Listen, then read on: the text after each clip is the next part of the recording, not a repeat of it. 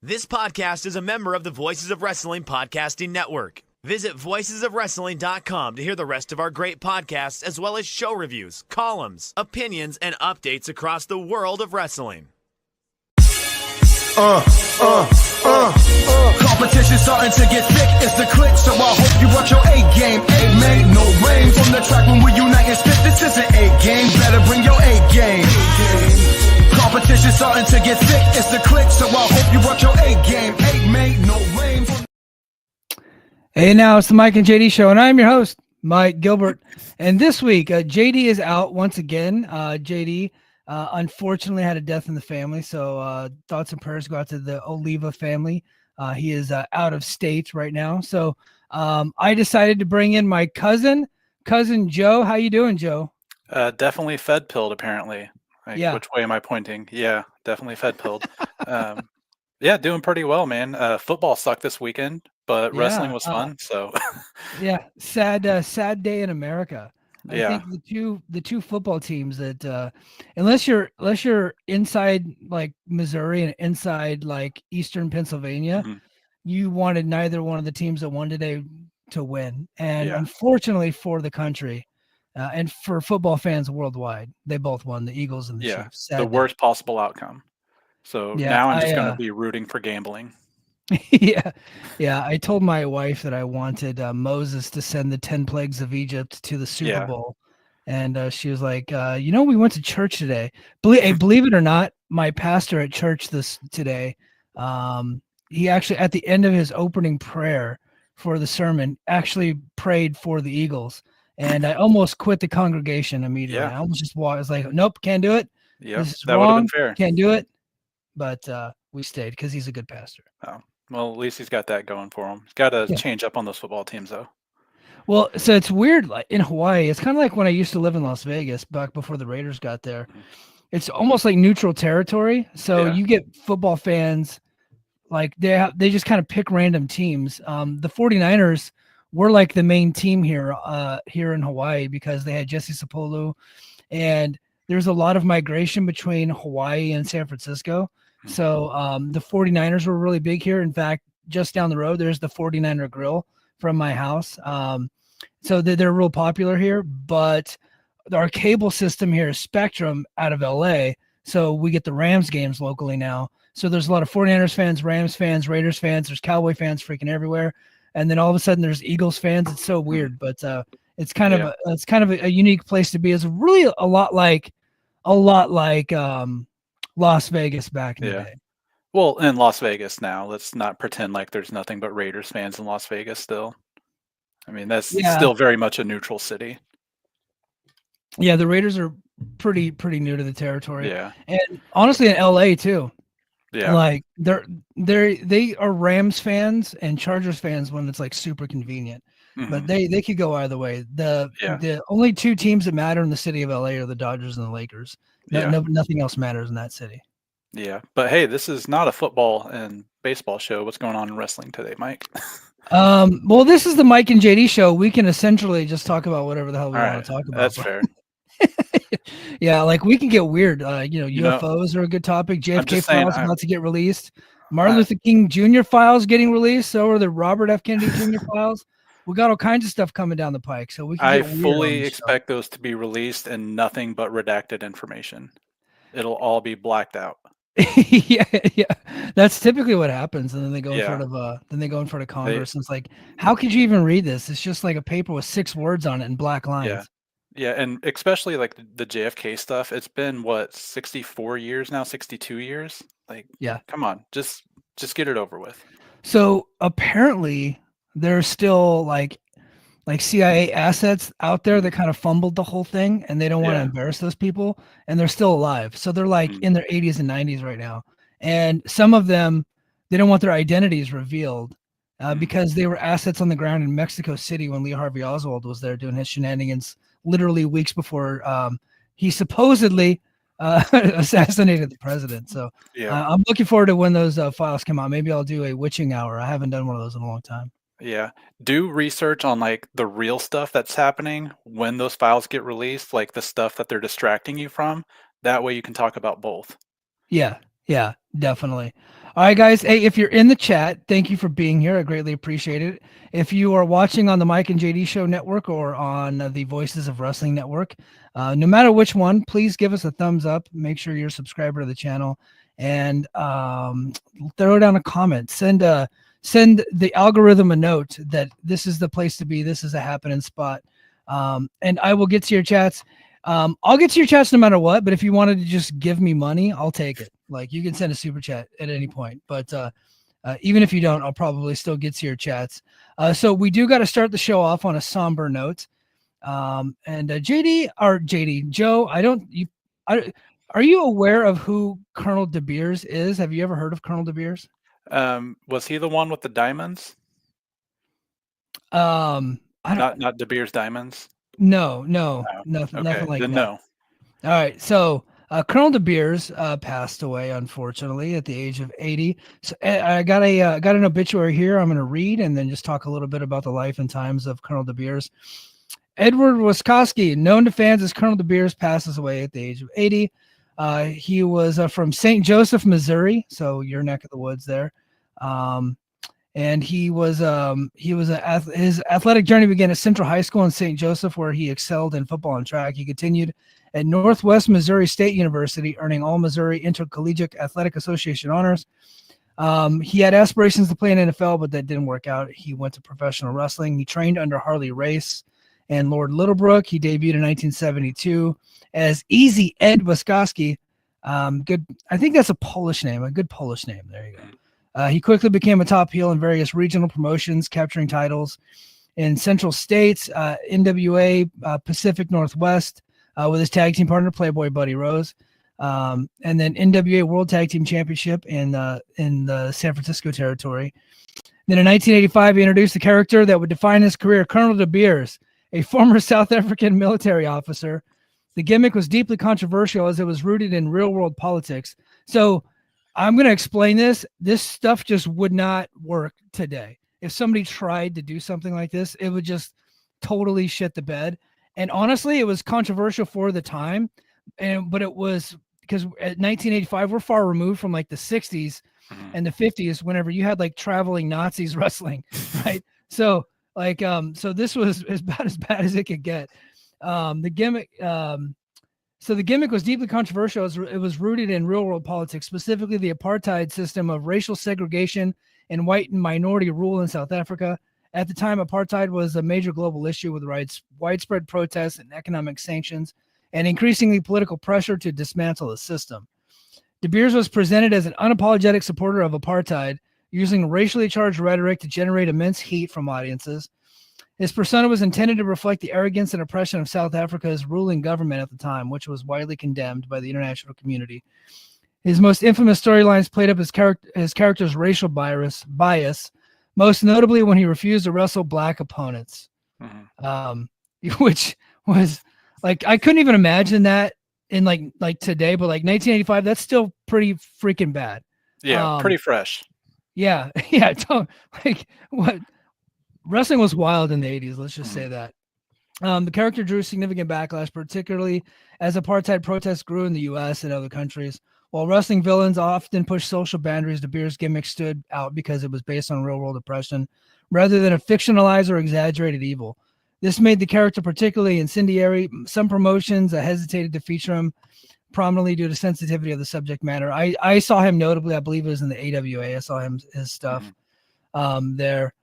It ended up evolving, and he kind of dropped some of the racial overtones a little bit later because obviously it was like just way too controversial. But he was a well-liked guy in the business, despite all of that.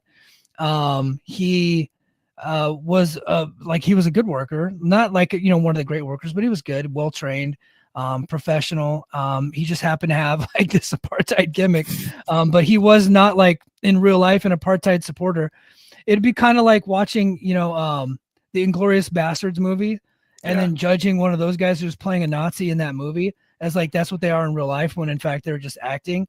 That's the way people treated him in real life. But in pro wrestling, real life often overlaps with fiction. And a lot of times people treat you as your character. And so you just can't do that stuff anymore. But again, the 80s were freaking wild. But yeah, he was around a long time, held a lot of championships, NWA United States Heavyweight Championship from San Francisco. Like I said, World Tag Team Championships with Buddy Rose, NWA Pacific Northwest Heavyweight Championship. So he's real big in Oregon. In fact, I think that's where he retired out of. Yeah, he actually retired out of there, and he ended up having a wrestling school. He retired in 2005 and then co-founded a wrestling school in Portland, Oregon, where he trained aspiring wrestlers and passed down his knowledge of the business. In 2004, he was honored by the Cauliflower Alley alongside longtime tag team partner Buddy Rose. So there you go. That is Colonel De Beers. Rest in peace to the Colonel, man.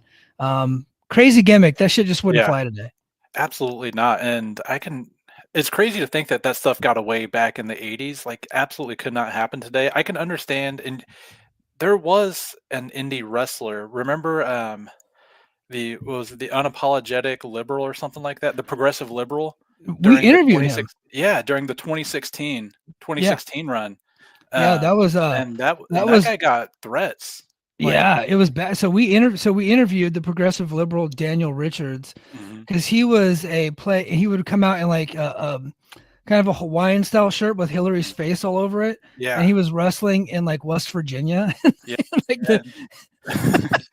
like the deep South. Yeah, and we interviewed him. He's like, "Yeah, man, I'm getting a lot of heat." Yeah, I would assume you were. Yeah, the balls on that guy. That's like the closest thing I could think to getting controversial, and not nearly the same, but getting that kind of controversial real life heat from wrestling fans where like, you're kind of taking your own life into your hands when you step into those areas. Yeah. Because a lot of the people, they know it's all bullshit, but they like, if you do something mean and controversial on television in your character, they will treat you as if like you're doing that in real life. It's almost like old ladies watching soap operas with some of these wrestling fans. It's wild. Got that Tessa Blanchard heat. Yeah. So Tessa Blanchard's heat is based off of real life stuff. Yes. It's like Colonel De Beers was playing a character on television. It just was way too controversial for the time. It probably would have gotten over on an episode of A-Team, but it's not getting over on professional wrestling, unfortunately. Yeah. Now I say all that, but he was a successful wrestler. He had a good run. Yeah, Nathan just pointing out he had a great feud under his real name with Piper in 1980. Let me see. Where's that one at? Nathan right here. So never saw him as De Beers. He had a great feud in Portland with Piper in 1980 under his real name. Yeah.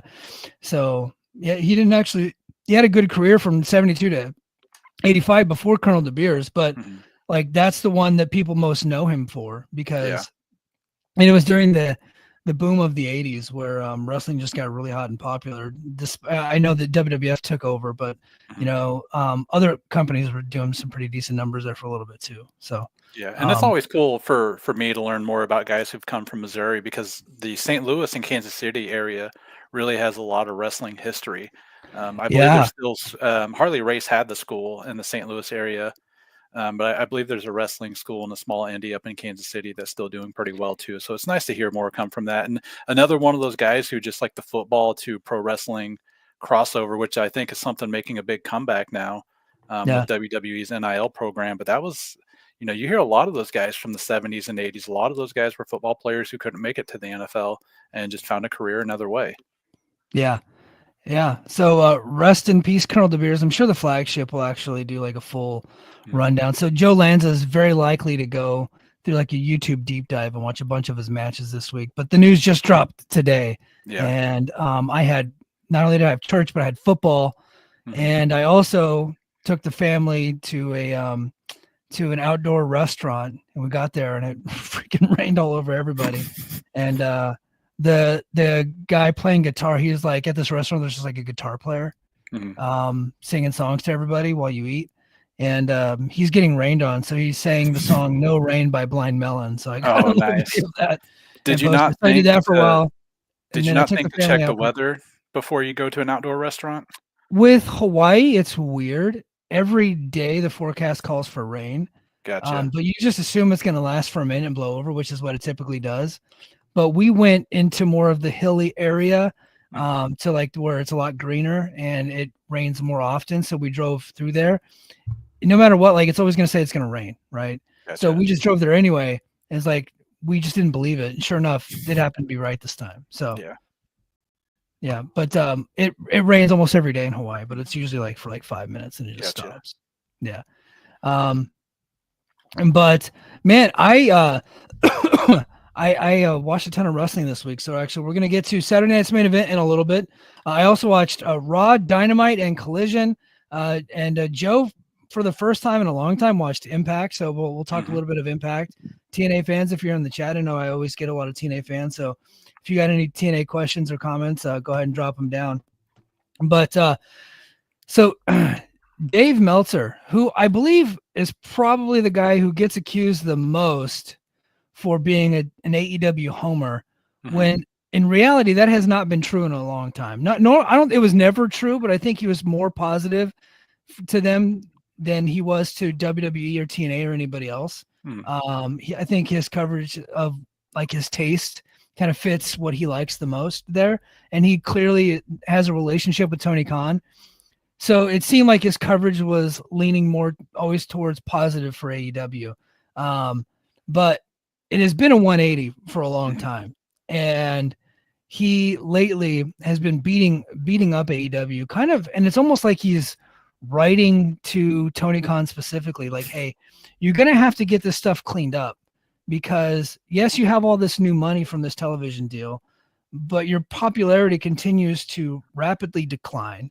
And the WWE with their new Netflix deal is seemingly somehow more popular this year than they even were last year, which is pretty unbelievable if you think about it, because last year was the biggest year they've ever had, and then this year is probably going to be even bigger. Yeah. So fan interest hasn't increased despite the TV deal. AEW's ratings and ticket sales continue to decline, especially in the 18 to 34 demographic. This is notes from the Observer. AEW is losing viewers to Max streaming, although Dynamite still performs well on cable. So HBO Max did come out this week and say that AEW was among the top sports programs on Max, but didn't provide any data, didn't provide anything. It just kind of said it. And now I've seen people online say, oh, they're getting like over 1 million views on Max, which is completely unbelievable and not even remotely true. If somebody wants to challenge that and actually provide data, I would love to cover it. In fact, I go into Max to watch Collision last night. As I'm in Hawaii, I have to watch on delay. And it's not even on the front page. And even though I've watched every episode of Dynamite since it's been on Max, it's still not in my like algorithm to put that on my front page, right? So it's still like there's a bunch of other stuff, but it's still not there. So I always have to search for it every week. So that tells me that it can't be doing that great on Max. Yeah. So it's one of those things like where, when I was in high school and I would run in a race and finish in 5th, but there was like 5 people running, I'm still finishing top 5. But there's not that much competition. Like Max, it does have NBA. I think they have some hockey. Somebody may correct me if I'm wrong on that, but I think they have hockey. But I don't know. I don't know that NBA or hockey is even on there. I do think they simulcast, maybe. Do they? I don't think they do. So what other sports would be on there? I mean, if you're among the top finishers in sports, there's got to be other sports on there. This computer that I'm talking to you in has a lot of information on it. Hold on. What sports are live streamed on Max? All right, let's see. Stream the NBA and okay, yeah, so you're right. Yes. Yeah. Okay. 60% of the time I'm right every time. There you go. So if you've got 3 or 4 sports on there, of course you're going to be among the top finishers because there's not like 100 events that's happening every week for you to finish, in the bottom half. Yeah. So you can Antonio just Baker says they have hockey in the live sports section. That's where AW is in the live sports section. So I guess when I'm scrolling through, I need to go over to live sports. I guess that's okay. So maybe it's just me. Maybe I just don't know what I'm doing, which is like pretty typical for me. The company's initial appeal was that it was a true alternative to WWE, but now it has too many ex-WWE stars, a stale format, and weak baby faces. The show has no clear future direction and lacks strong young stars. And many fans feel AEW isn't presenting itself as a major league promotion and are frustrated with the product. That frustration carried over with the Dynamite this week, as it did not get good reviews at all. In fact, it was one of the weaker Dynamites. Collision was actually pretty good, I thought, but it just didn't feel big time. And I think that's kind of the problem with the product right now. They have a lot of old stars. Jeff Jarrett, 57 years old, being pushed in the main event scene. He's taking on 44-year-old Claudio Castagnoli next week. Adam Copeland and Pac main evented this week, and Adam Copeland obviously is, if he's not 50, he's almost 50. I think he's 51. The Rock and Roll Express are part of the storyline. Yeah. So, which I think, I can't tell if that's Ricky Morton or Chris Jericho. They look so similar to me right now. Yeah. But Chris Jericho obviously is still a major push star. Shelton Benjamin and Bobby Lashley are getting a big push in the tag team division right now. They just squashed Private Party, which I think I'm actually kind of with, honestly. Benjamin. So Benjamin and Lashley are 49 and 48 respectively, but they are incredibly over. The only problem is they're over as faces when they're supposed to be heels. So I think they need to address that at some point. And it's the same thing that happened when they were in WWE as the Hurt Business. Like, they were supposed to be heels, but everybody just freaking loved them. At some point, you're just going to have to turn them face. But it would be another concern that your most over tag team is 49 and 48 years old. But I'm watching them, and neither of them look that old. Like, so the problem with like Jericho, Edge, and Jarrett, they're all like, and Edge and Jarrett, like they're in like pretty good shape. Jericho, not necessarily. But they look every bit their age as far as in their face goes.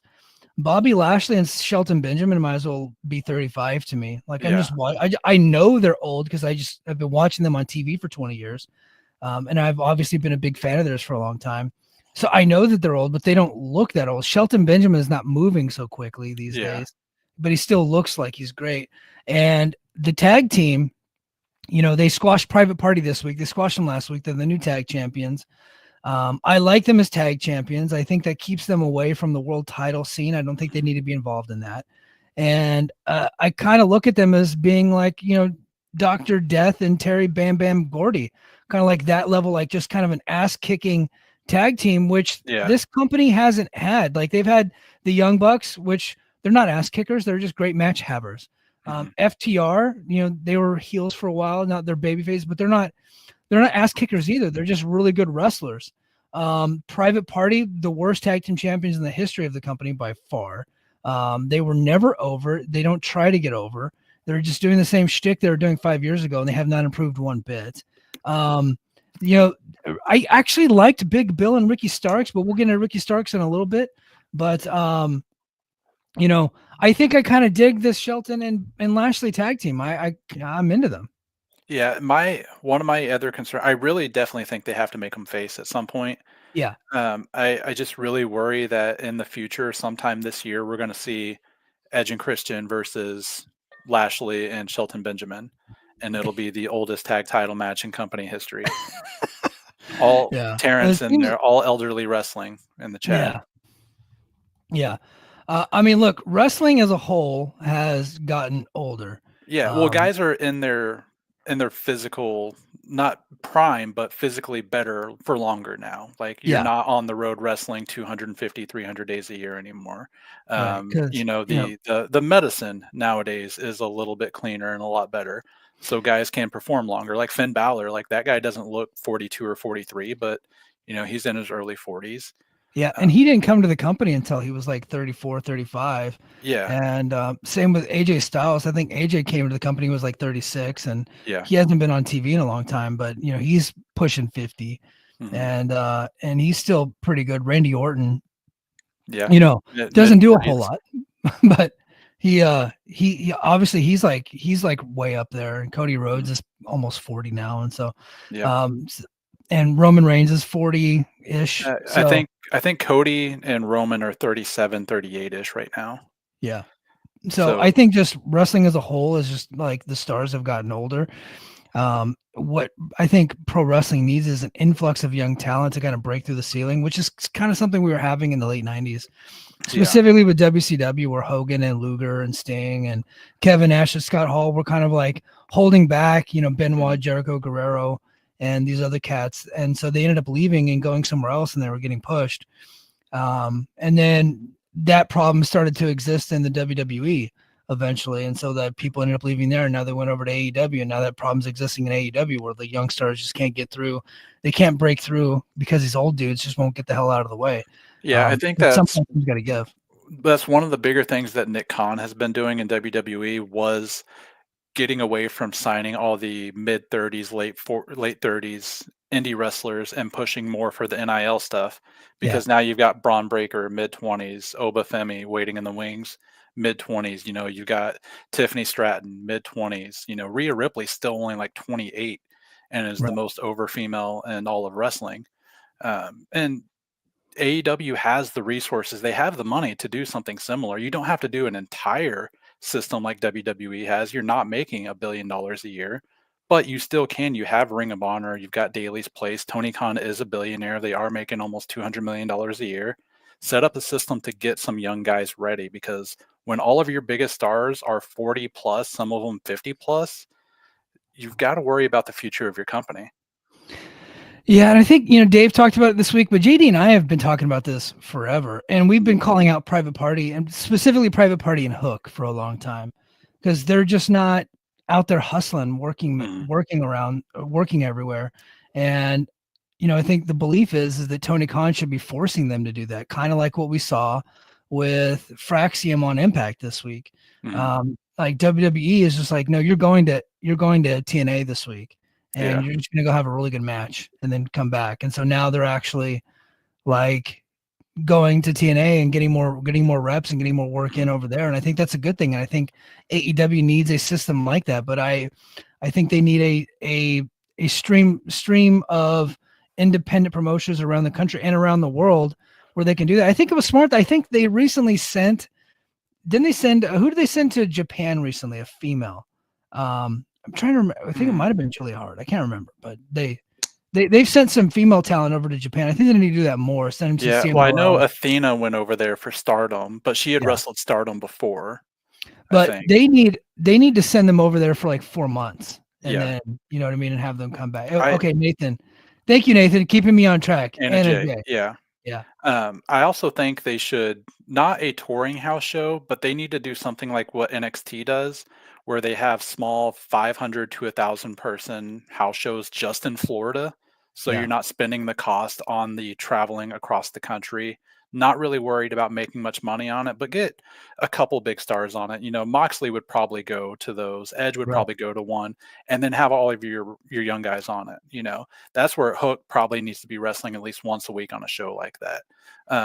And you've got to recruit the guys who want to go out and do that too. You said WWE sent Nathan Frazier and Axiom and forced them to go. I'm going to tell you, those guys were probably begging to go, because their arms did not get twisted. Because Axiom actually put on Twitter that he actually was a fan of TNA because it was what was on TV when he was in Spain. And, that was a big thing for him when he was in Spain. Nathan Frazier, just a huge wrestling fan. Always wanted to do that. And Frazier was a guy who was wrestling all over before WWE signed him. He actually wrestled on AEW Dark, I think. Yeah, he did shorts of Dark, and he was also on TNA Explosion too against Chris Sabin. Yeah, so and that not long before he got signed, he was always destined to be a WWE guy. He was trained by Rollins, so that was always going to happen. But you got to have guys who want it and want to go out. But I do think there might be some worries for guys who, especially towards the end of their contract, do I want to go out and wrestle an indie show, possibly get hurt, and that takes away my option of exploring other opportunities if I want to leave, because maybe my contract gets extended by 8 months. Is it worth it to those guys if they get extended for 8 months if they get hurt outside of AEW? Right. Well, and these young guys are making, either close to or over 6 figures for AEW, and they're wrestling like 2 or 3 times a month. Yeah. If that. Yeah. If that. And it's not worth it to them to go to an independent promotion for a couple $100. And so that's why I'm like, they need to have a system in place to almost like force these young guys, like, hey, we're gonna send you to a contract, but here are the promotions. These are the ones you're gonna work, and you don't get to go over there. And so one of the problems with Tony when he was working with Impact before, because we thought this was going to happen with Impact. They sent Private Party to Impact before, but then the edict was Private Party can't lose, right? So they're in the ring with Eric Young and Joe Doring, but Private Party can't lose. So they had to put a third tag team in, right? Because he's not willing to let his guys, because he thinks so little of Impact, and he probably thinks so little of these independent promotions. You know, you got to get rid of that ideology. Yeah. If you want them to not lose, then it's never going to work. They have to be able to lose matches, right? I'm not saying they have to get buried, but you have to be willing to let your guys lose when they're going around to these other promotions. Because if not, like, it's just never going to work. Which is why, you know, this NXT WWE or TNA thing is working, because TNA guys go to NXT and they lose. NXT guys go over to TNA and they lose, and vice versa. And when, you know, it's like more equal level stars, they're having the matches and they're losing in a storyline way, with shenanigans and things like that. So that's why it's working. So you got to get rid of the, hey, I can't let my guys lose type of stuff. Yeah. Like, you have to be willing to let them eat shit a little bit. So if you're going to send Private Party, they should be able to House of Glory and go wrestle whoever the fuck. And you don't need to worry about what the outcome is, because no one's watching anyway. Right. Yeah. Just worry about the outcomes on your program. Don't worry about what they're doing outside. Yeah, absolutely. And Deadlock Pro Wrestling DPW? I would definitely try to get involved with those guys, because there seems to be a lot of good talent coming out of there, a lot of good wrestling coming out of there. But man, this is something I talked about a couple of years ago with Hook specifically, because him and Tiffany Stratton started, at least in ring wise, right around the same time. It was like a month apart. And within like a 2-month span, Stratton had like doubled the amount of matches that Hook had. And I'd pointed it out. I was like, hey, look, Hook is still doing 4 or 5 moves. It's, 3 suplexes and his chokehold. And you've got Tiffany Stratton busting out all these kinds of things. And everybody said, well, all their matches are pre-worked out. They're all routines that they, plan ahead and then go out and perform. That's fine. The match still comes off great. Like, if I'm watching a movie, it doesn't take away from the fact that they rehearsed it to me. I know what I'm watching. But Stratton was wrestling 3 or 4 times a week. Hook was wrestling 1 or 2 times a week, and then even bumped down from that. Yeah, and I think he was wrestling 1 or 2 times a month, really. Yeah, and he's not much of a different performer now than he was 2-3 years ago whenever he got started. They've got to figure something out. Yeah, he hasn't improved at all, and he has no more aura. The aura is gone. That was the thing, is like everybody's like, oh, but he's over. Well, yeah, he's a good-looking young guy. That's only going to take him so far. Yeah. Eventually, the bell has to ring, and you have to be able to talk, right? And if you can't talk, then like you better be a big bad motherfucker at that point, to where your facial expressions and your look will get you over, right? Like big, strong beasts can get away with not talking, right? Yeah. But little guys like that have to rely on a lot of things. They need a lot of tools in the shed. Yeah. But yeah, they definitely got to figure out something. Dave made the point in the Observer. They need to focus on future stars for 2026, not just short-term booking for 2025. Look, they're doing I don't want to say they're not doing a good job with everybody. They're doing a great job with Kyle Fletcher and Takeshita. I think both of those guys are primed. I think both those guys are primed to be the head of the company in 2026, right? I think they're going to be the top stars. I do worry that some of these guys in their 50s are still going to be lingering around till then, and they're going to be the top stars in the company with dwindling crowds, and that's one of the things that kind of sucks. They're losing a perception war. They're losing it completely to WWE, but right now TNA is kind of perceived as a company that has more energy and more momentum. Nobody's saying that they're number 2. Nobody worthy of respect. Yeah. Nobody worthy of respect is even remotely hinting at them being number 2. But if you watched Genesis and you watched this week's Impact, and then you also watched Dynamite and Collision, the wrestlers in AEW are much better. Like, they just have more talent, and like they're the higher level of talent. But you can't tell me that that Genesis and Impact didn't have more energy. The crowd was way more into those shows than Dynamite and Collision this week. It's not even a difference. In fact, if you were just like a person flipping through the channels and you had those 2 shows like side by side, you would probably think, and if you just didn't know any better, you would probably think that the company that TNA was probably a bigger deal, just because it seemed like the crowd was way more into it, despite the fact they have the lesser talent. Yeah, absolutely. And it goes back to like what really launched the possibility of TNA was the original All In, the first All In, and the Yeah, you're talking about executives were there. AEW, not the original TNA, original Yeah, yeah, AEW. sorry. The regional AEW, the launch of AEW. And the executives who are all TV executives all there just seeing Bullet Club shirts everywhere, right? And even though Yeah, that was New Japan, it was the show in America with most, Ring of Honor talent, some New Japan talent. And Tony Khan was able to say, hey, like, look, this stuff outside of WWE is cool. It's hot right yeah, now. And that's what helped launch AEW. That's what helped launch Dynamite and get them on TNT as opposed to Access TV or Discovery or whatever channels else were out there. AEW is just, and I think Dave said it plenty of times, they're just not cool right now. yeah, They're not fun. They'll always will have great matches.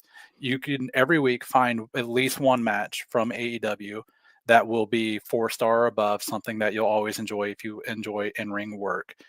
But it's not stuff that's just fun that you're excited to watch every week, And that's yeah, something that WWE is doing very well right now. Their crowds are energetic. They just have characters that people are bought into. They have characters that people want to see win, people that they want to see lose. I'm not sure AEW's had that in a long time, like somebody that they're actually cheering to win or somebody they're actually cheering to lose for the right reasons. I'm yeah. sure there's a lot At of least, people who want John Moxley to lose right now, but it's not yeah, because like he's coming off as a great heel. right. Yeah. So I think their pay-per-views have that. Always be money. Yeah, Yeah. their pay-per-views have like the people are invested in the pay-per-views. Nobody's really invested in their weekly television right now, and it's a shame because I think for the most part the shows are always really good. I thought Dynamite started off hot with the Kenny Omega Will Ospreay segment. Mhm. Of course the cameras missed the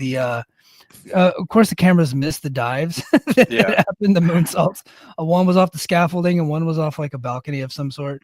And of course the cameras missed it, but then they eventually got back to it. But that was like a hot opening. And then you got Shelton and Bobby Lashley winning the tag titles over Private Party, whom I have just not been happy with. So I was like, okay, we're on to something. And then the show just completely takes a nosedives. It just falls off a cliff the last hour or so. And that's kind of been, almost routine lately. So it's tough. I didn't catch the ratings, but I assume they were fine because nobody's going crazy, right? Like the TV ratings. Yeah. I think they were like 665, somewhere around 650, 655, and give or like take, like, 0.19. you give or take like 5% of what they normally do, right? Yeah, right around what they normally do. They did this week lose both the demo and the total viewers to NXT. Yeah. And that because Well, normally NXT gets them on the total viewers, but not the demo. so with the it's hard to compare the two because NXT is on CW. But So so I get it's more widely broadcast, but it is a much smaller station. yeah, Like it is CW not. shows normally get 300,000 to 400,000, and Yeah. NXT doesn't have the Sheldon boost. It doesn't have the Sheldon rub, getting them like 900,000 in the first quarter hour. Big Bang Theory is a good show, but I just could not imagine continuing to watch those reruns. Like, it's good, but it's not that good. Come on. It's comfort background TV for millions of people.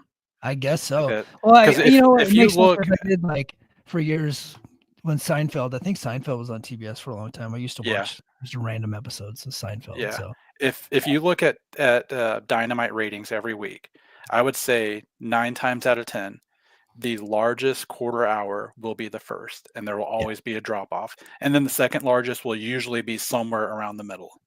yeah, But 9 times out of 10, it's going to be the first quarter hour from the Big Bang Theory. That lead in always helps them out. yeah, NXT doesn't have that. yeah. That is true. Yeah, they don't. They definitely don't have that. So, but yeah, I hope they're able to turn it around. I think a lot of things are going right. They just got to keep steady, and they've really got to fix that. The main event feud, the main event story of any wrestling show can make or break the show. Yeah. A lot of people are just done with this Death Rider stuff. I kind of agree with Dave. He said, just put the title on Omega. Yes. Figure the rest out later. Well, I said that as soon as I saw Omega versus Gabe Kidd. I was like, no, you know what? Yeah, just put it on Omega. Fuck the rest. Like, let's just figure it out. Don't even worry about storyline. I know I pitched a story, but don't even worry about storylines. put the title on him and just go out for 2 to 3 months and just say, hey, Kenny Omega's the best wrestler in the world. We're going to remind people of that. We're going to put him against other top wrestlers and then figure out a story from there later. But just so fresh you things pitched the storyline, but I did not get the opportunity to talk about it on the podcast. So give your storyline pitch, because there have been people in AEW creative that have watched the show. Okay. So, and you know what? I won't even charge royalties if somebody uses this, because I'm pretty sure I stole it from somewhere else and I just don't remember it. But my thought was maybe about 2 to 3 weeks before you introduce the storyline, have it leaked out there, because you will have people you can leak this to who will put the story out. Have it leaked to people that Kenny Omega has decided he would like to do a WWE run. That way you just kind of get people's ears perked up. And then Jon Moxley could say on TV, if you want your pound of gold, you have to offer up a pound of flesh. If you want a shot at his title, you have to put your job on the line. Then take guys like Ricky Starks, guys like Phoenix, other guys who want out of the company, let them be gone. Yeah. You have to Malachi, Miro, all those guys. And then you could even do guys who maybe just want some time off or want to go work, in New Japan for a little bit, or in Mexico for a little bit. Put your jobs on the line and let Moxley beat them. That way you have like an actual invested storyline building up to Kenny Omega versus Jon Moxley, where you've planted the storyline, and you could even like make thank you Kenny shirts. That way people are thinking like, hey, like this might be his final run, and people could buy into the fact that he might want to go to WWE for the AJ Styles match. He's talked very highly of Roman Reigns, CM Punk. I think AEW fans would get into it because they're still thinking that Bryan Danielson is retired, even though he still is coming to the shows and he's going to be back soon. Yeah. So you could have a real storyline, and play the dirt sheets a little bit. They play you quite a bit, so go ahead and play them back a little bit. And you'd have something that fans would be invested in, because fans would be dying if they thought that Kenny Omega was going to leave AEW for WWE. They would be so invested in him winning and not wanting him to go to WWE that they would eat it up. And then you would have a real storyline that would get Jon Moxley real heat. It would work because then you could have Ricky Stark showing up in WWE before you announce the Kenny match. Yeah. You'd have Miro probably just sticking around playing video games. I don't think that guy really wants to work anywhere. Malachi Black. Yeah. I think Tony needs to fire people. This holding on to talent, and it's so weird because WWE, a lot of their evil deeds have been playing out in public. Right now, it almost seems like WWE has the moral high ground, especially with the way that they brought in Penta. Because Penta was kind of on ice for a little bit, and they brought him in, and now he's like this big star. They're really showcasing him like he's this big main event talent, and we'll see where it leads. I don't think that the momentum is going to stick around for too long, although I'm a huge Penta fan, and I hope it does. But he very likely is to go down the card eventually, right? So, but right now, look, they have the moral high ground in AEW, which is as bizarre as it sounds, given everything all the controversies they've had. It's him holding on to Ricky Starks, Phoenix, and Miro is doing him no favors at this point, and that's part of the perception war that he's losing. He's losing the moral high ground to an evil company. And so I think that if he does this and then lets those guys go, and then you don't have Phoenix on Twitter posting a picture of him in a straitjacket, and they've stripped all of his merch money too. They're no longer selling his merch on the website. So now he's just sitting at home, still getting paid a lot of money to sit at home. Best job in the world. Absolute best job in the world. Right. Which I'm like, thankful. Like, I wish I could have that job. Absolutely. Ricky Starks, by the way, he's going around doing indies. He was at House of Glory last night, and a big fuck TK chant broke out while he was there. It has been reported. It was reported a long time ago, I think, by Sean Ross Sapp or something, but it's the story just resurfaced that Ricky Starks has asked for his AEW release, but Tony Khan turned him down. He's not been used on TV. So he's essentially being frozen out after expressing his desire to leave. Starks and Big Bill were supposed to split as a tag team, with Starks turning babyface, but AEW never followed through. Tony Khan's approach: if someone isn't happy with creative and isn't a top star, he just simply stops using them and stops talking to them too, by the way, which is not cool. Which is another thing that's been a big issue in AEW, is just the lack of communication with guys. Yeah. They just like start ghosting people, whether it's their contracts coming up and they just stop talking to them, don't give them a heads up on anything, or they have no creative for them, and they just don't communicate that with them or try to work with them on something else. Yeah. Guantanamo Bay is absolutely hilarious. So Yeah. there was one about Triple H. I can't remember. There was a good one about Triple H too. Yeah. There's another situation kind of rearing its ugly head, and we're going to tread lightly on this one. But Britt Baker, we're not going to get into some of the more personal stuff, but so she's currently not being used in AEW. Wade Keller was speculating earlier this week on his podcast that it was like he speculated that she might not ever come back, but he never reported that she wasn't ever coming back. And I think that's the difference. Aggregators are stupid, or they're purposely and willfully being ignorant and trying to manipulate the situation. So it got out there. Aggregator after aggregator, dipshit after dipshit was reporting that Wade Keller said that she's not coming back, which is not true. He never said that, but it's definitely true that she's not being used right now for whatever reason. Dave reported that issues with other women in the locker room related to MJF Alicia Toot situation months ago, which we talked about here. We don't need to relitigate that. But her future remains uncertain. Mercedes Moné is now, so Baker was the face of the division, but Mercedes Moné is essentially, got brought in and has taken over as the face of the company. And then, of course, Conan went on his podcast and accused her of cheating on Adam Cole. But Britt Baker has since said, no, that's not true. I don't know why anybody would report that anyway. It's like that has nothing to do with anything. Even if she did, even if it were true, like, why would you even talk about it in public? That's kind of a dumb thing to say. Conan, however, not taking any heat for it. Unfortunately, my buddy, friend of the show, been on the podcast several times, Ibu, said something similar to that effect without outright reporting it, but kind of insinuated that. Now he's taking all the heat. And the reason why that is because Ibu actually cares and feels bad. So people feel like they can dogpile him. But only cowards jump in dog piles, right? A real man will actually send somebody a DM or an email or pick them up and help them, recover and shake things off. And so for everybody that's dogpiling on Ibu, why don't you just back the fuck up, right? Yeah. The guy made a mistake. He's going to be just fine. But so that whole thing is out there.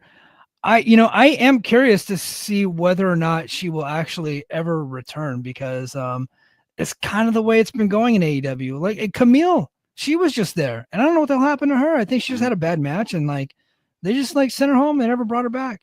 I think it was just one of those things. They just decided they didn't want Mercedes to have like a bodyguard type thing. Yeah. And then they just kind of wrote it off. They decided they weren't going to do anything with that story, and then just kind of wrote it off and have nothing else for her. She did have, like, Camille had a match with Queen Aminata, and it was a stinker. Yeah. So it was bad. So, and like, they just kind of lost faith in her. It's kind of, that's just my read on the situation. I don't know that for a fact. So I do know Britt Baker was on DDP's yoga channel on YouTube. Okay. Or whatever he does, and I guess they talked a little bit or quite a bit about WWE on there. I didn't watch the full video, so I'm not going to like say what was said, but I know there was WWE chatter. Yeah. And it wasn't long after that like more talk started coming out about her not wanting to be there, maybe wanting to jump ship. I think Sean Ross Sapp may have reported she has around 1.5 years left on her deal, so wherever she wants to be, she's probably going to be with AEW for the next 1.5 years because he's not going to release her. Maybe she can go find Jungle Boy and punch him in the face, see if that works. It worked for one guy, so why not try it again? Yeah. Well, I mean, it didn't work for Andrade. He slapped. Yeah. He slapped. Well, right. So you can't punch him. Yeah, you gotta choke him a little. That's what CM Punk said. He didn't hit him; he just choked him a little. Right. So. And then you got to threaten Tony Khan's life while he's sitting in a position. You got to make him fear for his life.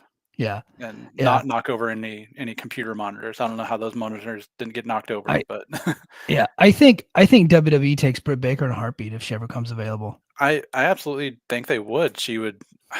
I don't know if she would go straight to NXT, but she's somebody who, at least on TV, carries herself well. She speaks confidently, and she has a good look. I think they could do a lot with that. She's a big star. Yeah. I personally am not a fan of what she does in the ring.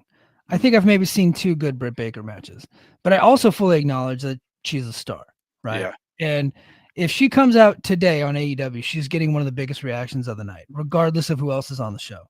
She's she's a big star. So I think WWE would take her in a heartbeat, and I think it would be foolish of them to send her to NXT first. I think she would have to be like main roster bound.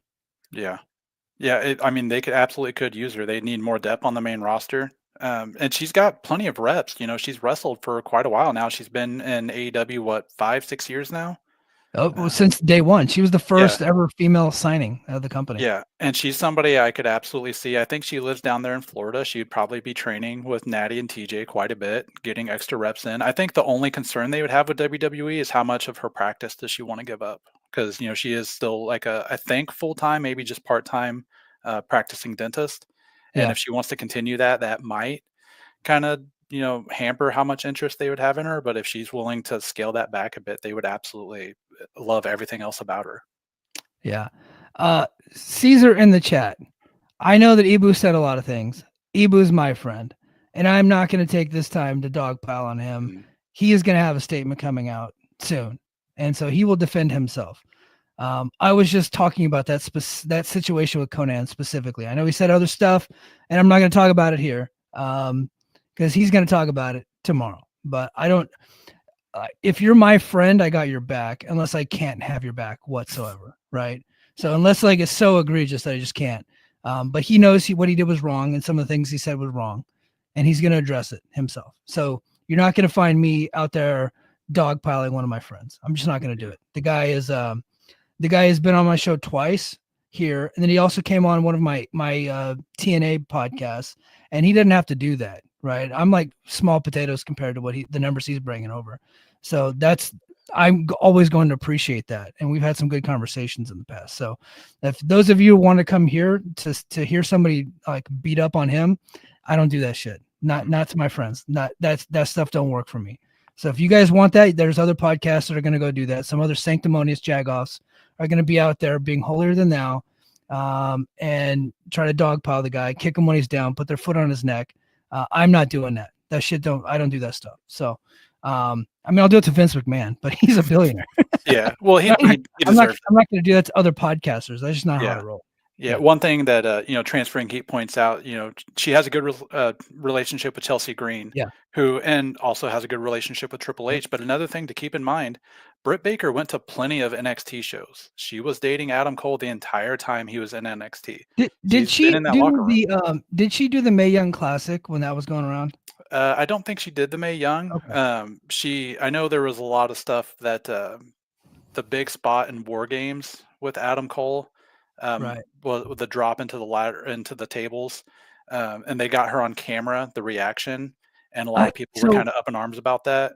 When she signed with AEW, you would have thought that she would have been someone that WWE would have signed, but I take it the reason why they didn't is because she didn't want to give up her dental practice, right? I mean, because she kind of has like what they like at the time what they were looking for, right? Yeah. But her ring skills weren't up there, but she was a lot better than people they were signing at the time. Yeah, but when you sign to NXT, it's a 40, 50-hour a week job, Yeah. You're going to be in classes, you're in promo classes, you're watching old matches, you're doing in-ring work. And she just, she didn't want to have that kind of schedule. And more power to her, she wanted to have a healthy relationship with the career that she first had in mind and this new love of wrestling that she had found. So I totally don't fault her for that. But she's been in that NXT locker room. I'm sure she has relationships there. Oh, yeah. Transferring Heat says, according to her, that was the reason. Nathan she said she worked dark matches during the Mae Young Classic. Okay. That makes sense. So I think there's a connection there. So yeah, if the WWE Vault starts releasing one or two of those dark matches, that will get people up in arms. I kind of hope they do that. Just for the fit. All right. So I watched a lot of wrestling this week, far more wrestling than I ever intended to watch. I watched obviously Genesis. I already did a podcast about that. I watched Raw this week, and I meant to do a podcast on Patreon. I had done 2 in a row. I was going to do the third one, but I just couldn't get to it. The schedule just wouldn't allow it. So I ended up not doing a Raw reaction show this week. But I watched Raw, and then Wednesday I watched Dynamite. Thursday I watched Impact because I have the TNA podcast. So I'm never going to miss Impact, right? And then Saturday I watched Saturday Night's Main Event. And then I just continued to have the TV to myself. So I actually watched Collision. So Let's go ahead and talk about Saturday night's main event, man. You know what?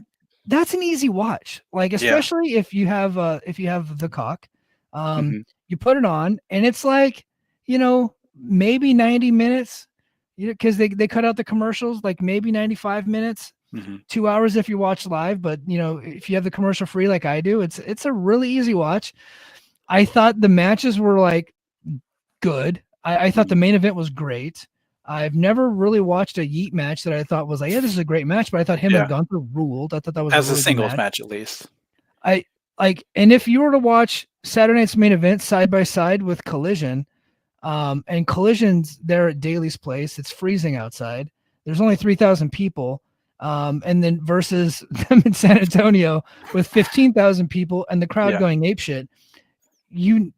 One is completely hot and a priority watch, and the other one is just kind of like, you must really like wrestling if you're watching it. Yeah. So what did you think of Saturday night's main event?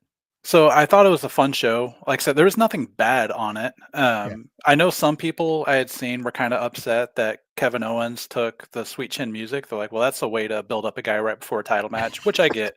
But I will say to that, if you've listened to Kevin Owens talk at any point in the last few years, he begs Shawn Michaels for a match every single year at WrestleMania. He said every year around February or March, he hits Shawn Michaels up.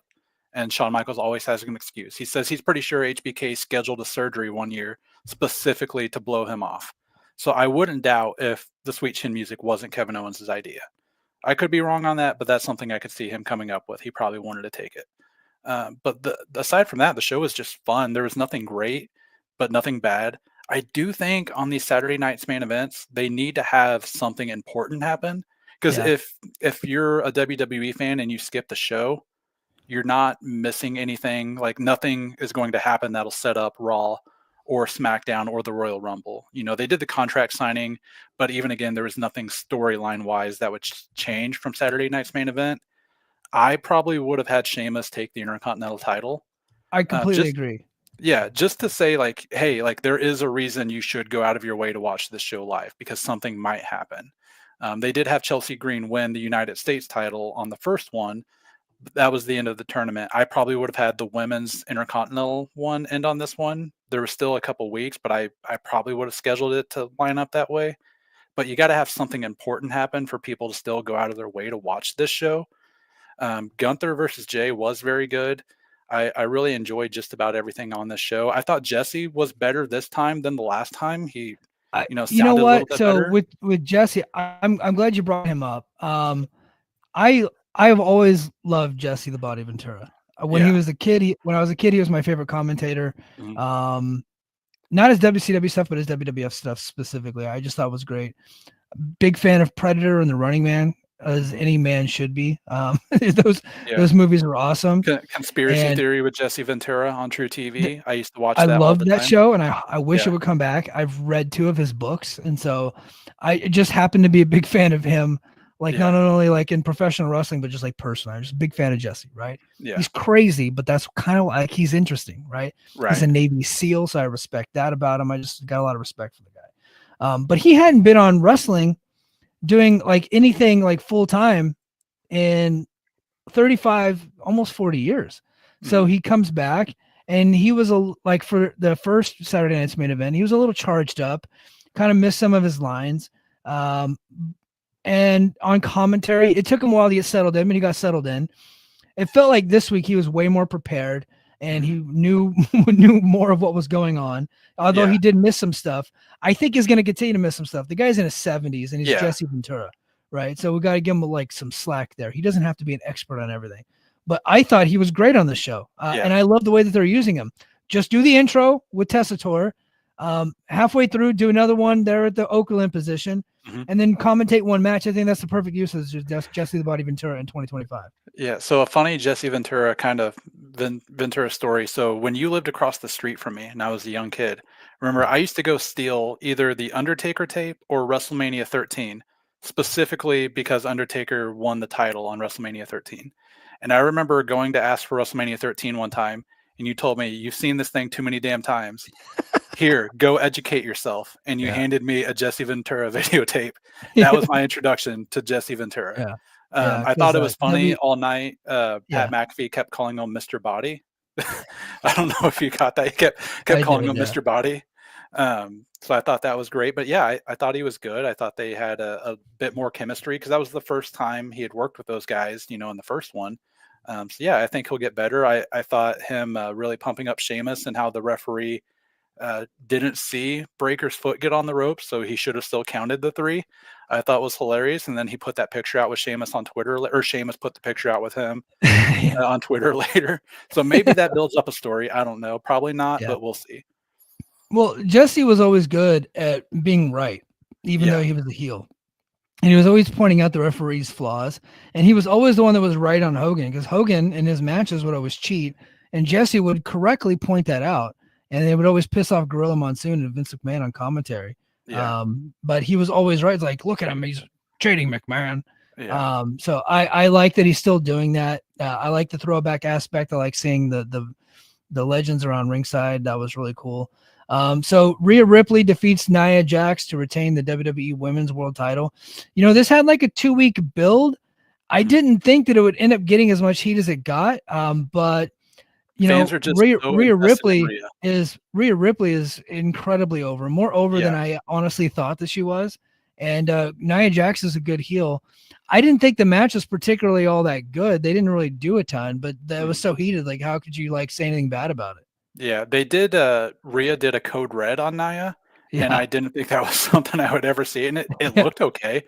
Nia took the big bump for her, but yeah, when the fans are genuinely invested in a winner and a loser, it can come off 10 times better than the actual work ever should have been.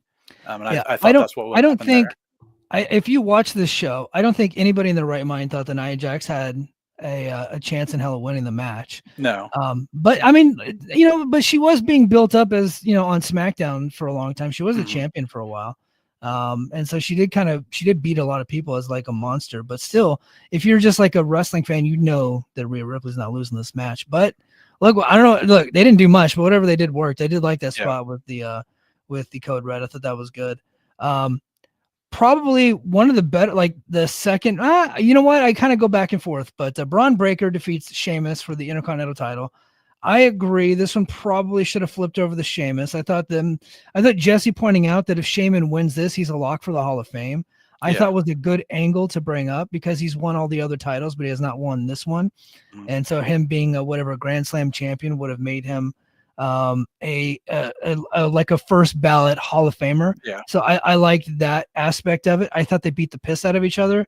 Thought they had the big spears and all the stuff and the hitting and so I thought this was a good match. The one spot in particular, the one where Breaker got his foot on the rope, as soon as he started teasing the spear, it was one of those things where if when you watch WWE, you can kind of predict what's going to happen the way they set up the matches.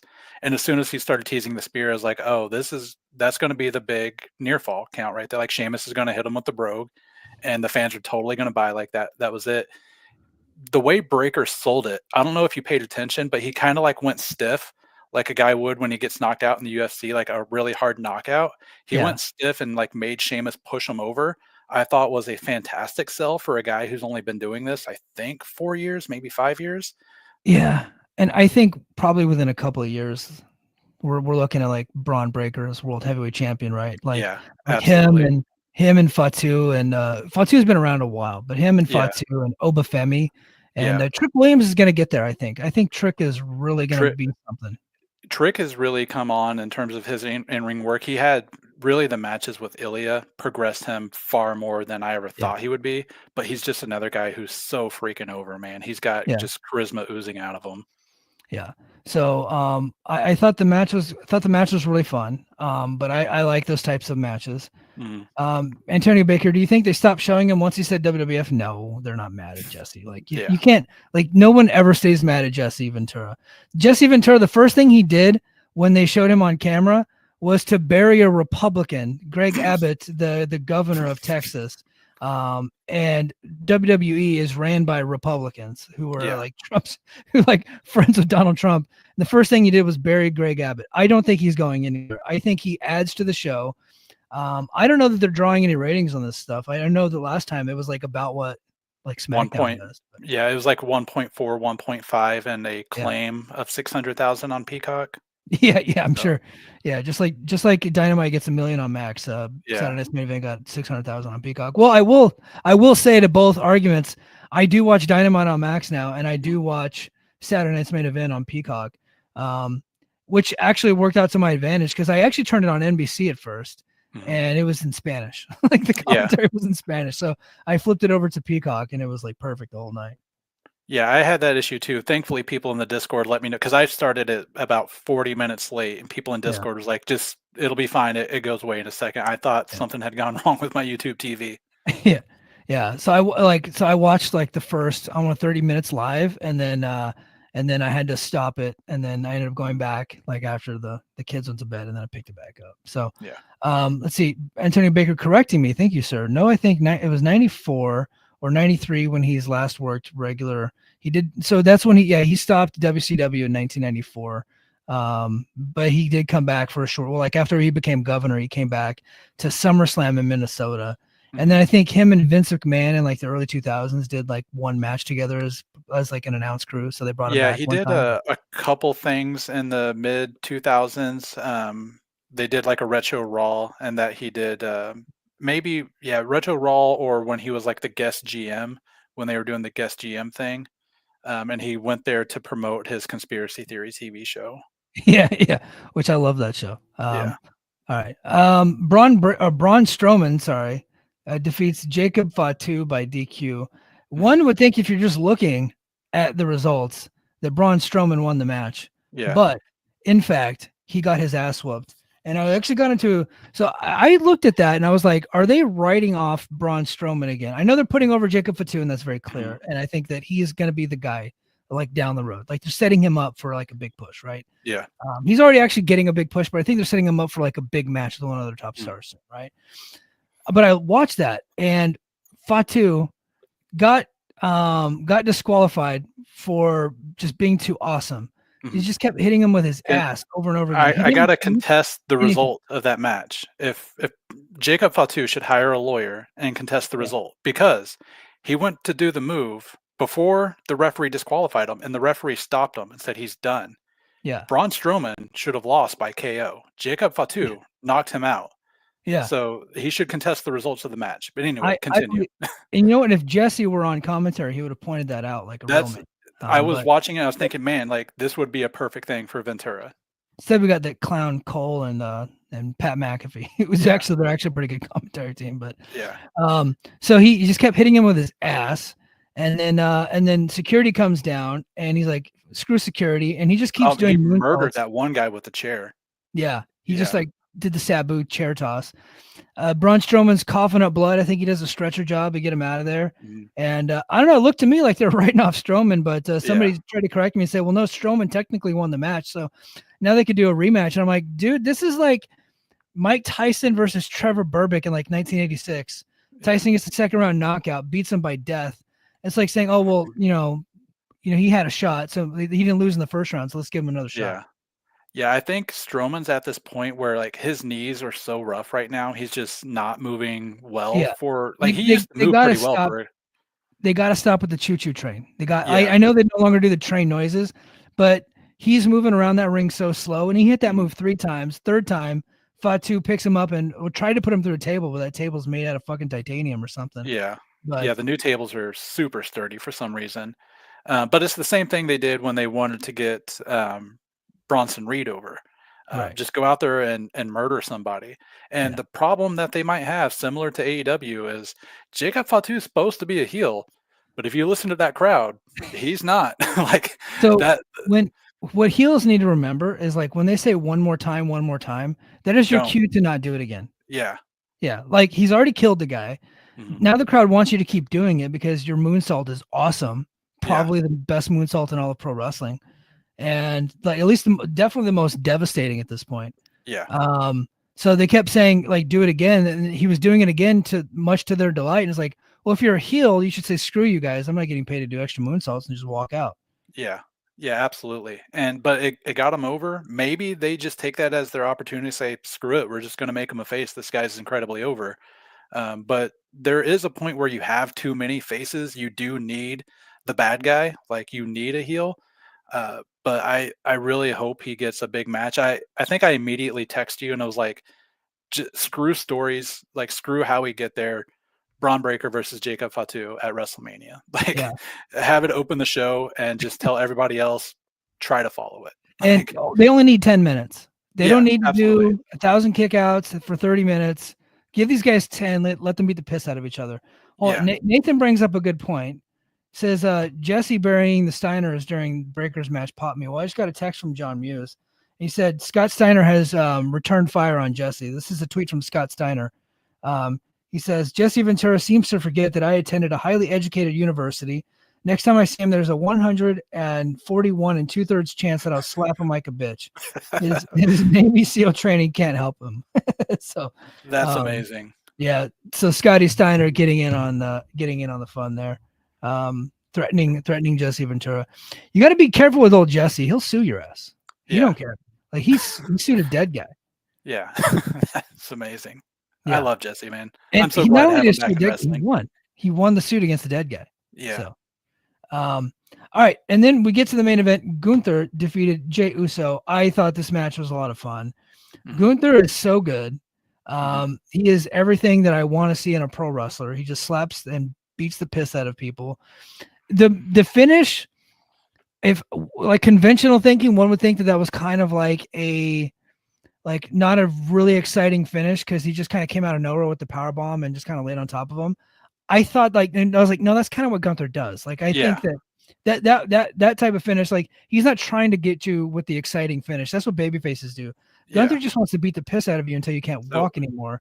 And that's kind of what happened here. After he kicked out of everything Jey threw at him, he just hit him with a power bomb and walked out. So Gunther does that a lot in big matches. The most famous one of his, I would say, is the Tyler Bate one in NXT UK when Tyler Bate kicked out at 1 and the crowd just went nuts for it. And then it's just one more move and Gunther put him away. He wants to give you the big pop and then take it away almost immediately. Yeah. Is Tyler Bate still around? He had, what was it, triceps surgery? Okay. Yeah, so he was a team with Pete Dunne for a little bit. That was back in like September that he tore either his triceps or pec. It's something in that general area. He tore his tri-tip. Yeah. Okay. Yeah. Okay. That kid was pretty good. I thought he was going to be something one day, but he stayed in NXT probably far too long. He's still a young guy. I think he's only like 25 or 26 still. Yeah. He was over in the UK for too long. Didn't want to come to America for the longest time. I think he's a guy that if he comes back as a heel with Pete Dunne, they can really help the tag division. But he was a good babyface in the NXT UK tournament. He's tiny, unfortunately, and I think that's his match versus the then Walter that one in NXT UK is maybe a top 5 match all time for me. They beat the living shit out of each other. Yeah, Transferring Heat says he's supposed to be back soon. I believe that was reported this week. Well, I hope he does come back. I think he's a pretty good wrestler, that Tyler Bate kid. He could come back with Pete Dunne and let them be heels for a little bit. Raw needs more tag teams. They're actually starting to tell stories with the tag division on SmackDown, and involving more than just like 2 tag teams at a time. Raw needs that, but they need more bodies for it. What they need is a reunion of Ethan Page and Josh Alexander on Raw. Mm-hmm. And I think the North versus the what are they called? War Machine. Yeah. What are they called? War Raiders right now. War Raiders. Yeah. Yeah. They need the North versus the War Raiders. That should be the top tag team feud on Raw. I think that would rule. Yeah. Yeah. I agree. And even I do think the heel New Day is starting to work. Those guys are getting some good heat. New Day's heels is kind of over. Like, and I think some of it is kind of like, the fans just kind of playing along because they just love these guys, so they just kind of want to like help them be heels. But I also think there's like there's actually like really good heels too. They did it the only way they could get real heat on those guys. I don't think those guys could have turned any other way and gotten heat aside from turning on Big E. Yeah, like the way they did it, I thought was genuine. But I will say, Xavier Woods has been saying for at least a year now that he wanted to be a heel. I should have seen it coming, but he had plans for being a heel. I didn't think they would ever pull the trigger. He didn't think the company would ever let him do it. More power to him because I think it's working. Well, I think it was the right time because they had kind of gotten themselves into. They gotten very stale. Yeah. There So just wasn't anything new they could do yeah, with where they were at. And a lot of people are saying like, "Oh, them turning on Big E means Big E's definitely coming back." Don't hold your yeah, breath on that one. yeah, yeah. I I don't think that's what that means. I think that was their opportunity to say that Big E's not coming back. Those guys still want to work. They had to find something new to do. I wouldn't doubt if they changed the name as well. Gotcha. Last couple of news stories. Corey Graves was he kind of was Back upset on that NXT. he got demoted down to NXT, so they suspended him for a week. They didn't let him call Raw this past week, Mhm. and he's back on NXT saying, "There's no place I'd rather be." Nowhere else I'd I think rather he be. saw what the unemployment line looked like, and the fact that AEW is very likely not to bring his ass over, and he's like, Yep. "You know what, Papa H, why don't you let me come home?" Yep. It was like, well, you don't want to work for the third most watched wrestling show. How about possibly the sixth? Because Yeah. TNA is probably your only other option. And I think that he would have been a big upgrade over Matthew Raywald if Yeah, he would have he go to is. TNA. Corey Graves can genuinely be one of the best announcers in wrestling when he wants to be. There's some So times where he's just terrible, but yeah, when he's I thought telling when he stories, was on like the heyday of NXT, like the Black and Gold brand, yeah, Full Sail very good. University, like that heyday, I thought he was excellent. And then he got called up to the main roster, and I think Vince ruined him. He Like got legit, Vince. Vince ruined him. And I have Um, not heard him like be that great since then. when he's telling stories for his friends, like the Cody Rhodes Seth Rollins match, the Hell in a Cell, he was excellent in that one. You When know what? I he's do remember that. Yeah. Okay. Yeah, specifically his line, "An angel with a broken wing descended down from heaven to win this match," was his, little nod to Kenny Omega. I thought Right. was great. His wrestling history knowledge is probably the best of the announcers that they have right now. Yeah. Wade's Especially since probably JBL's gone, because JBL yeah. was always good at that. Yeah. Yeah, Corey very much kept up with everything wrestling outside of WWE and still does to this day. He'll post on his Instagram of him watching like New Japan or Noah. He brought up Pro Wrestling Noah, I believe, on this past week's NXT. Yeah. So he can be really good when he's not announcing for his wife. Like, Yeah. Yeah. and he's admitted that he sees what like when Booker talks about Roxanne, he's like, man, this is what fans must feel like when I'm announcing for my wife or something like that. So he's Yeah. self-aware in that point at least. Speaking of Noah, Omos, Mhm. he's gone, I and hate he's that. just giving the title to Daga. Hate that so much. Yeah. What? Like, So I think like my initial thought is that is a WWE call, but I don't think they would care one way or the other if Omos got pinned to Noah. no, Yeah. So no, I and think Noah just wants to bring him back and keep him strong. So they're yeah, just like, okay, well, we're just going to give the title to Daga, completely shitting on their own titles. yeah, Noah can be kind of a mess at times. And so I think that sucks. I think Omos should have stayed there for 6 months. He's yeah, coming back absolutely. too soon. He was incredibly over there. Yeah. Like, just seeing the guy all over, not even just in Noah, he was all over Japan, and I'd seen, like, streamers would stop him on the street. Everybody wanted to take a picture with him. The guy is just incredible in terms of, like, what he is as a public relations guy. Yeah. He handles media very well. I think they're probably bringing him back to do a Rumble spot. I wouldn't be surprised to see him on something on WrestleMania. I don't know what it is. I wish he would have stayed there longer because he seemed to be Yeah. doing pretty well and getting good work in. Yeah. Like he's never going to be like a great worker, but I thought that No, he just fit in Noah, and I thought the guys just kind of running into him and bouncing off of him was kind yeah, of a cool visual, and they made him feel like he was the biggest star in Japan, so yeah. he felt really important there. So I was like, why would you ruin that? Just stay. Like I don't know Mhm. whose call it is to make him leave, but I they wonder. got the belt off him, but gave it to Daga, and I'm just like, yeah, I wonder and if there's Daga was a any. good wrestler, but it's like what a Yeah, waste. I wonder if there's any worry of like visas with him staying in Japan. Yeah, you know what? I don't know how that works. When I was there, I was on military orders, so I got to stay for Yeah, 2 years. But yeah. I once wonder my if there's military some. orders were over, that was part of the status of forces agreement. I had to like leave the country Yeah, like immediately once my orders expired. But I was there on military orders, so it's a little bit different. But yeah. So I do wonder if there's maybe some concerns from WWE side about any visa getting messed up or just slowing down because there's a lot of stuff going on with visas and immigration right now.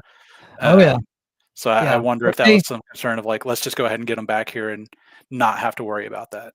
Right. But they have an in with that administration, so I think if They they run do. into any issues, they can call up old Senator Rubio, Yeah. the new Secretary of State. I mean, they do have a WWE Hall of Famer They do. on speed dial, so Yeah. they could just Yeah. call him up on the golf course, like, Yeah. "Hey, take care of this for us." Yeah. All right. Let's close the show with some TNA talk. I know we got some TNA fans in the chat, so if you got some TNA, if you want to get your TNA takes, let us have them. Joe, you watched TNA Impact this week.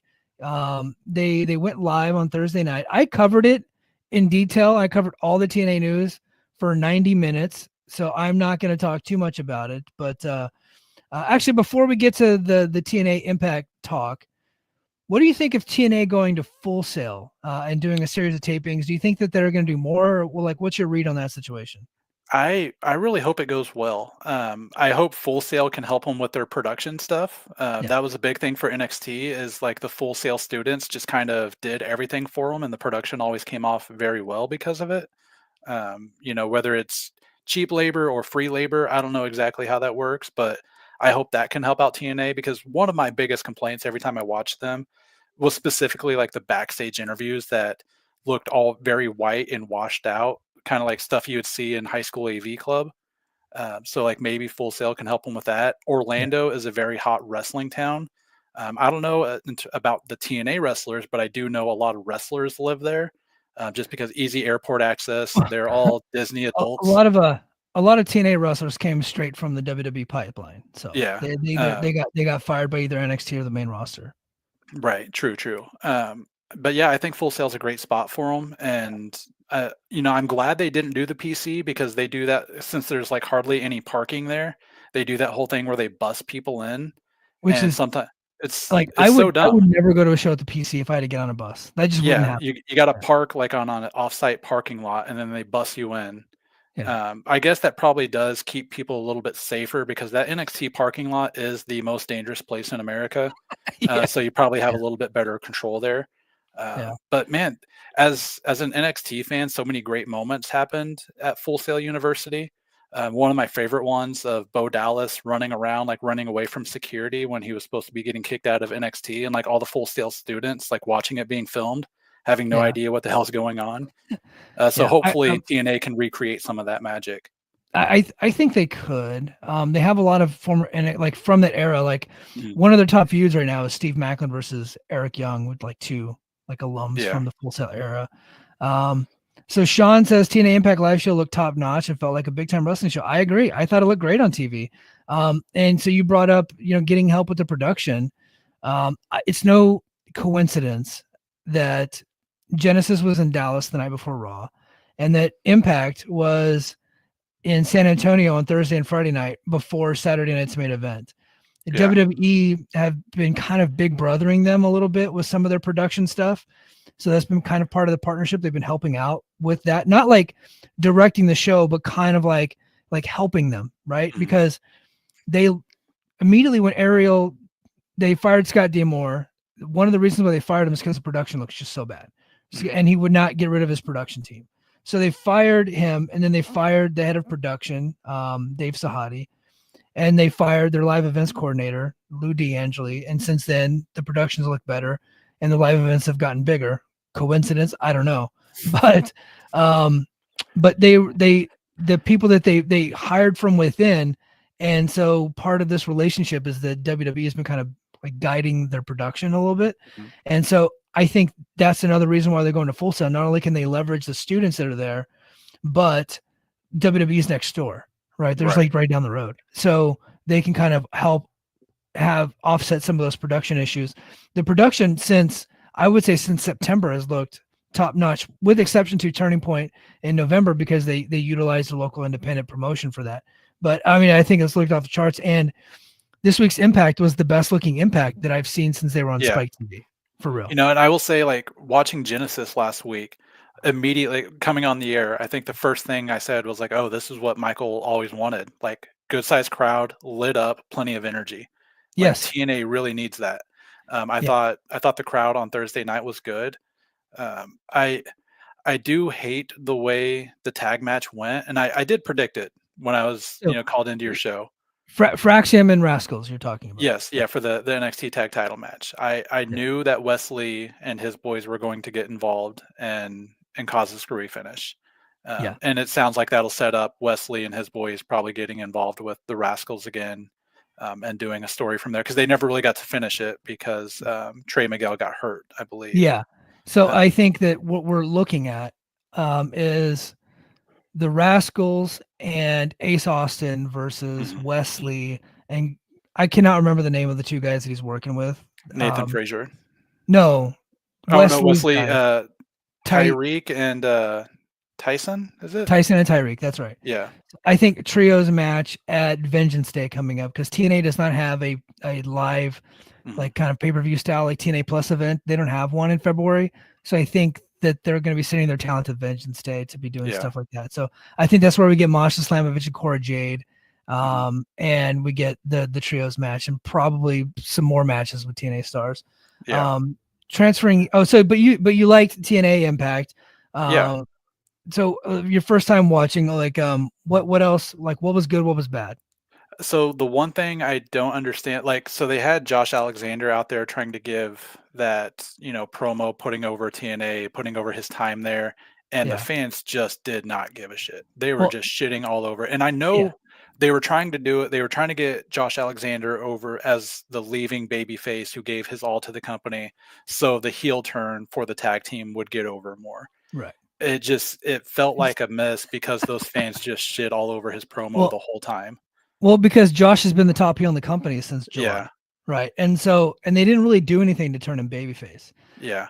So we'll see. So they continued the story at the tapings. Josh is out. They did the whole thing where they had his final match at the taping the night afterwards. And like all the whole roster came out, carried him on the shoulders. I mean, look, he's one of the great wrestlers in TNA history. Yeah. For sure. So but yeah, that totally didn't get over. What were your thoughts on SDL coming out as 23 and getting so if you don't know, so she got the digital media title in the divorce because in storyline she was married to PCO. Yeah. So I remember texting you and like, oh, it's like Sami Callihan's definitely 23. Because like when they play the video, it does sound like his voice. Right. And I read online that the original plan was for him to be 23 and to turn on PCO. I don't know if that's true or not, but that is a rumor that I've been starting. Yeah. Sorry, my son just made a cameo. Okay. So time for me to go here in a minute. So that But it was Steph DeLander and Mance Warner out to literally no reaction. Whatsoever. I did hate how DeLander just came out and was like, "Yep, I'm 23 by the way." And I'm the digital media champion. I got it. Yeah. I did think saying that she got it in the divorce, I thought was funny. Yeah. Like that's a great way to switch a title. Like, oh, like she won it in the divorce. That makes okay. Yeah. Yeah. She won it in the divorce. I was like, oh, you know what? She actually was kind of making a little bit of sense because like I could see that happening. Like if you like win a Heisman Trophy and you get divorced, I think your wife could probably take it, right? So yeah, it makes sense. Absolutely. And Mance Warner's a real life boyfriend. Before we go, we got one more comment I'm going to get to from Transferring Heat, but Joe Hendry as the TNA champion, he defended the title against Matt Cardona. What did you think of the match, and what do you think of like just Cardona kind of coming in and being the challenger there? I love the fact that I got to spoil that for you. Yes. Like I really did think that you were watching live. I didn't think about the fact that you were probably still working. Yeah. Well, I was actually off, but I was doing stuff with the family. Like it's like 3 p.m. when it comes on here. So yeah. Because you've spoiled stuff for me plenty of times, so I'm happy I got to spoil that for you. I thought the match was fine. There was a spot in it I absolutely hated, and I don't get why they did it. So they had Cardona trying to take the title into the ring, and then Bradshaw came out and clotheslined Cardona, who dropped the title onto the ring. And then Hendry stared at Bradshaw while he walked away. And then Cardona got up, got the belt, and still hit Hendry with it. Yeah. So, like, Bradshaw's clothesline accomplished nothing. No. And then he just stared at Hendry. So, like, really nothing happened. Like, so, like, I don't understand that. Like, it didn't prevent Cardona from accomplishing his goal of hitting Joe Hendry with the belt at all. Right. So, I wish that would have been done better. It did feel very much like because Hendry is limited in ring. Yeah. He's just incredibly over. The crowd was into it. But but they felt like they wrestled very much a WWE match. It was fine. The crowd bought into it. The crowd loves Joe Hendry, and I think he's very over. But aside from that, like it was fun. I just that one spot really stuck out to me. Like, what the hell's going on here? Yeah. I agree. If you want more of my TNA takes, head to patreon.com/the Mike and JD show. I did 90 minutes on just TNA yesterday. Transferring heat. Zeta Steel did an interview. So Zeta Steel is WWE ID talent. Did an interview this week, was asked about working for TNA. She said she had just heard from Gail Kim and she said seems possible. My question is, do you think WWE ID will benefit TNA? I do think it'll benefit TNA. I think Zeta Steel should come in. In fact, before she signed with WWE ID, I think I texted Joe, and Joe's like, "You need to check out Zeta Steel," because I was going to do a podcast about indie talent that TNA should sign. So I looked into her, and she's a good young talent. I think she kind of checks a lot of the boxes, and so I thought, you bring her in, and then she signs with WWE ID. I think TNA is a perfect home for WWE ID talent. I do think eventually the novelty of them working together is going to wear off. But TNA right now is benefiting from WWE being cool and WWE telling their audience to go watch TNA and support TNA.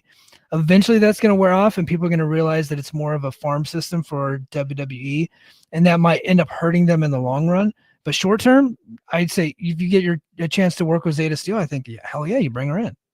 Yeah, I think she's one of the top unsigned women out there in terms of like she's not signed and wrestling on NXT, Raw or SmackDown, Dynamite or Collision, Ring of Honor. I think she's one of the top ones out there.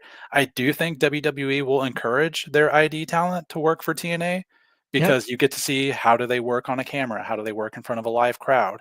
You have WWE people back there you can get reports from. How do they work in a locker room? Locker room, like how you mesh with the locker room is really important in an environment like that. So I absolutely could see that happening. And TNA needs more women on the roster. They need more young talent regardless, but right now, like women specifically, they just lost Jordan Grace. Masha Slamovich has no opponents. They have Tessa Blanchard, but they want to hold that one off for a while. So they ended up like spoiler, they had I'm not going to say who won, but they actually had a battle royal at the TV tapings. And the battle royal was a bunch of nobodies. So nobody won it. So they're going to cycle through Masha's opponents relatively quick. So they need to add more so they can create some more intriguing matches because the roster on that side is pretty thin. So I think the men's side is actually pretty good to where they're essentially going to be doing every taping a title match with Joe Hendry is kind of what it looks like. The taping they did on Friday, he actually had another world title match, which is not something they normally do. So what are the odds that Joe Hendry gets his John Cena match? Like, is it less than 1?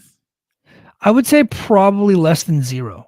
Okay, so like in the negative.